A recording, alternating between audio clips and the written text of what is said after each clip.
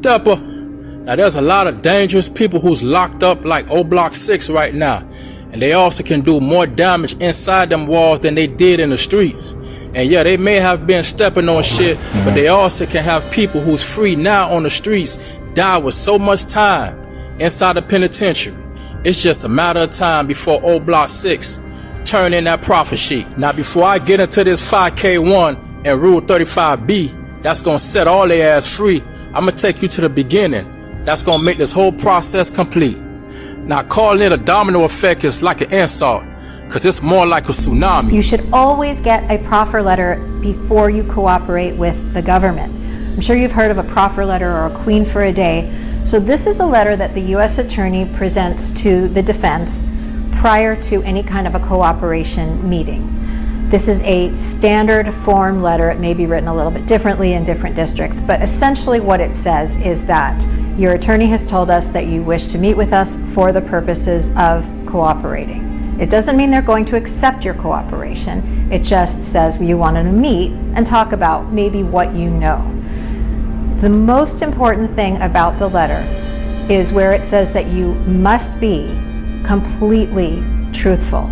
If they feel at any point that you are not being truthful, they can end the meeting and they can use your statements against you.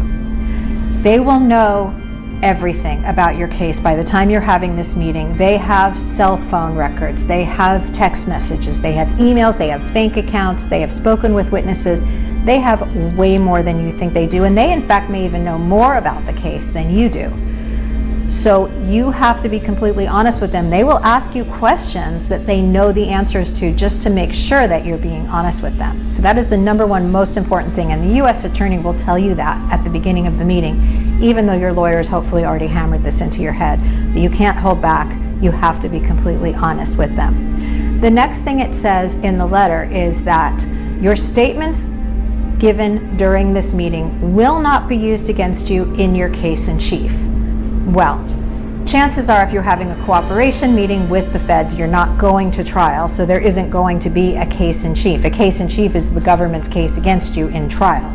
So they can't use your statements. If you say at some point, you know what, I'm not going to do this, I want to fight my case, they can use those statements against you at that point. They will tell you, though, that they can use your statement to pursue leads.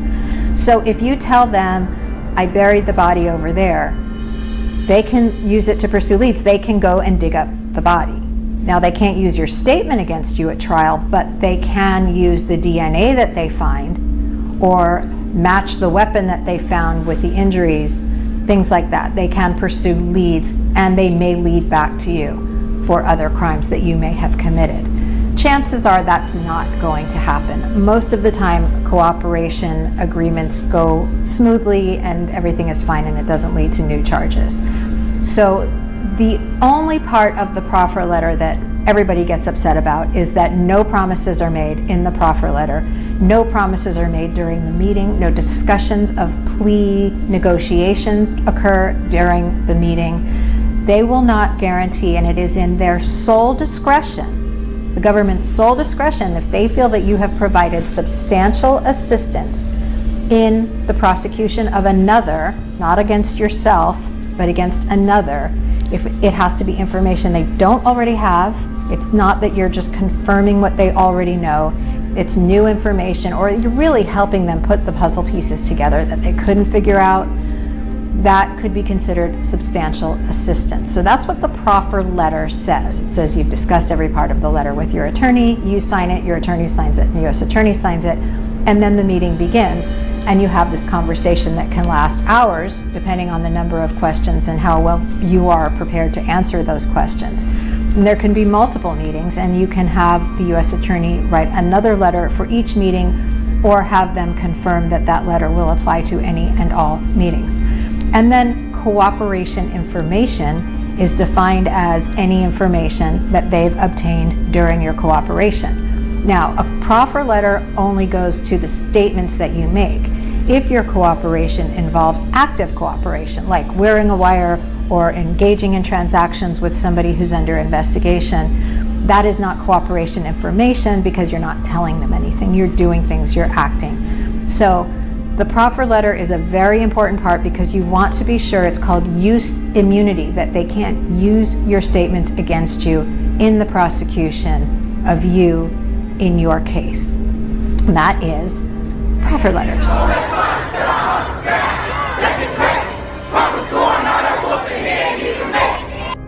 A lot of y'all ass ain't gonna make it.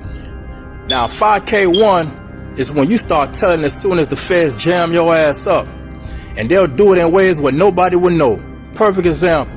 You may be trafficking and get knocked off by them boys, the feds, at like say 3:30 in the morning, coming from Tampa. And they'll tell you, man, look here, if you work with us, we'll have you back in your car and free to go by 4:15 in the morning. And no one will ever know this shit happened. Or you go down for these 10 bricks of that boy that you got back here. Now bricks is also known as heroin. And you'll be facing at least 60 years at the minimum. Now what your silly ass gonna do, young man? Now Rule 35B is when you in the federal system, but you ain't say nothing. You keeping it G so far. But somewhere on down that line, while trying to see daylight behind all that time, a lot gonna end up singing like Genuine.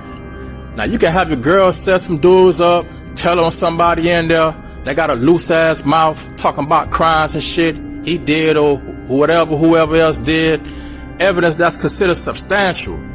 Now they want big fishes. They don't want no catfishes and octopuses and shit. If you bring them sharks, they'll need a whole lot of them. But they really want them orcas, up to them whales. So you're gonna have to bring out some big ass fishes out that sea for the feds if you wanna cut that life sentence down to around like 20 to 30 years by utilizing that Rule 35B. But that's only after you sentenced though. Cause if you still in there fighting your case or whatever and you wanna talk to them boys, then that's when you use the 5K1. But the 35B is after you sentence. Now old Block 6 are basically all done.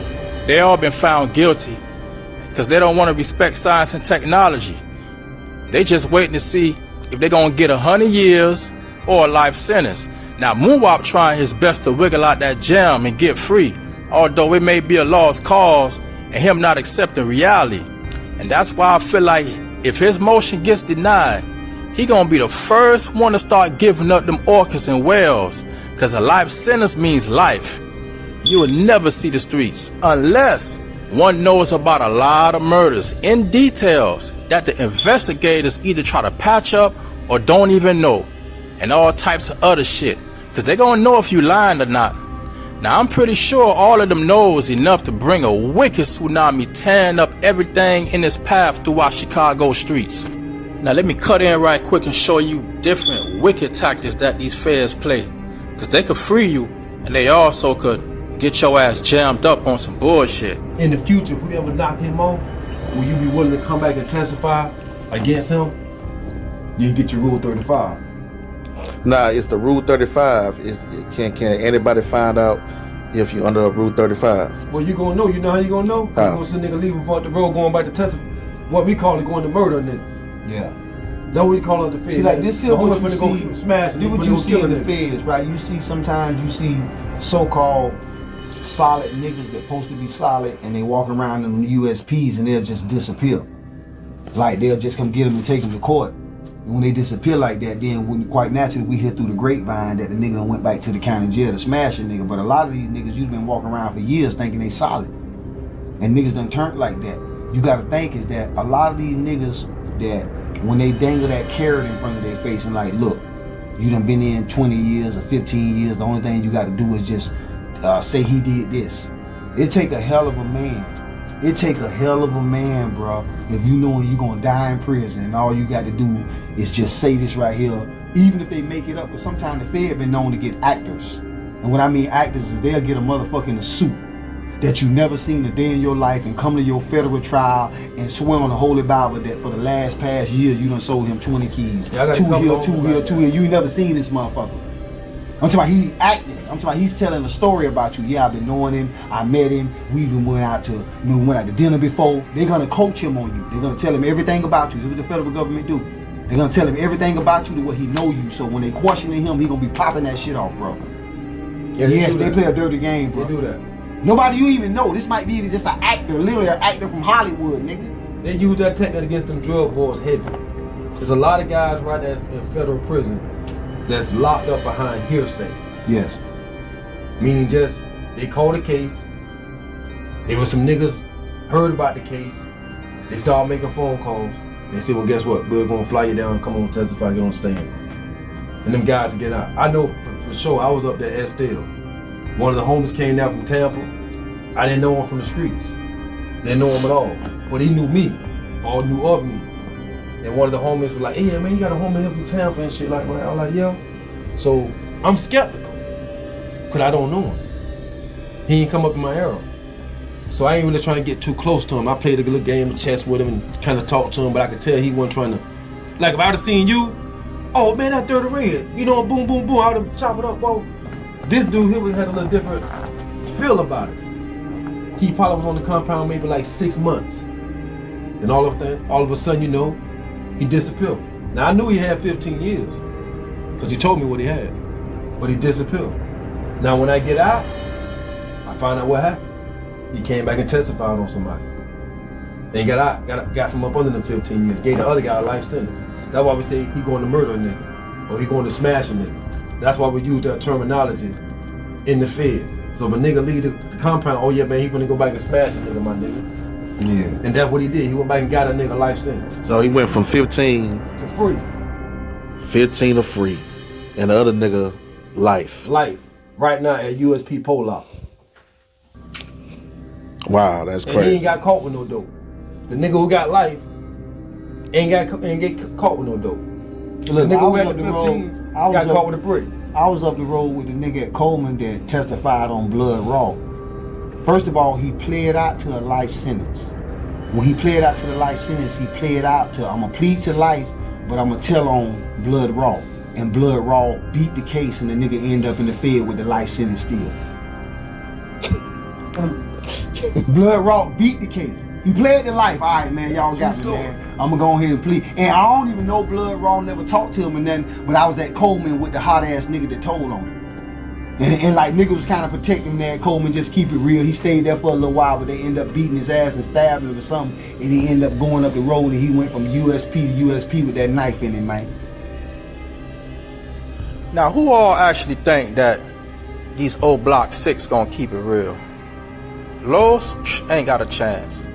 Muwab, all them appeals and shit he throwing, trying to find a water well in the middle of the desert. Yeah, he gonna tell eventually. If this appeal don't go through. Kenny Mack, he telling. C-Thing. And then you got C-Murder. Now, Teasy, you just caught a live sentence just by making a phone call. I mean, you ain't not only is you flawed, but you're scary as hell. And then you on some female shit, like, man been dealing with your females 10 years ago. And you still run around with emotions like a female. Ain't none of y'all built for that shit. Like, I ain't much gonna say we built for it, but y'all can't even survive in it at all. Like, y'all begging and crying to get out, just to come back out, do the same shit, go right back in there, having more people say free you. I mean, how many people y'all think y'all gonna kill without just getting ran down on? It's either you get ran down on, or them crackers gonna run down on you. And only very few make it. The main ones who make it is the ones who come through, give you the whole clip and keep it moving. You don't hear people on live. But y'all get on live. Y'all want to just boast about bodies y'all catching. It's like y'all get yourself caught. Down in Dade County, we don't do that, man. All you gonna hear after that is the birds and the bees chirping. That's it. We'll holler at you. Ain't no live, no nothing. This Chicago shit, man, y'all just be self-snitching and all. I wonder why y'all going down there like that. But this stepper, man, always remember, stay dangerous. I'm not like a ghost, feel like this, they way back again. Everybody moving, I get back again, clap again. I be in the notice when I'm chopping like a soda slim. Go back to my brothers, but we honey, that's my water down. Look be my fucking partners. I be moving through this bitch, ain't worried about no apples. I'm a fucking shot, and I'm